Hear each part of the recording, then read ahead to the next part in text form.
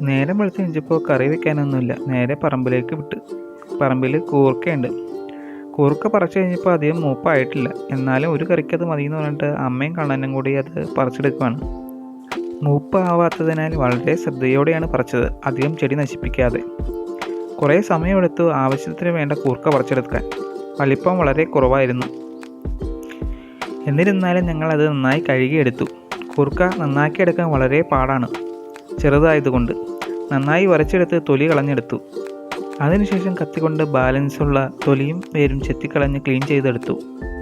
കൂർക്കത്തോരൻ വളരെ സ്വാദിഷ്ടമാണ്. ഉണ്ടാക്കിയെടുക്കാൻ കുറച്ച് പാടാണെന്ന് മാത്രം. വെള്ളമൊഴിച്ച് മഞ്ഞപ്പൊടിയിട്ട് വേവിക്കാൻ വെച്ചു. അടുപ്പിൽ ചീനച്ചട്ടി ഒഴിച്ച് വെളിച്ചെണ്ണ ഒഴിച്ച് കടുക് പൊട്ടിച്ച് മുളക് ഉള്ളിയും വഴറ്റി കൂർക്കയും തേങ്ങയും ഇട്ട് ഇളക്കി വേവിച്ചു. സ്വാദിഷ്ടമായ വിഷമടിക്കാത്ത കൂർക്കത്തോരൻ റെഡിയായി.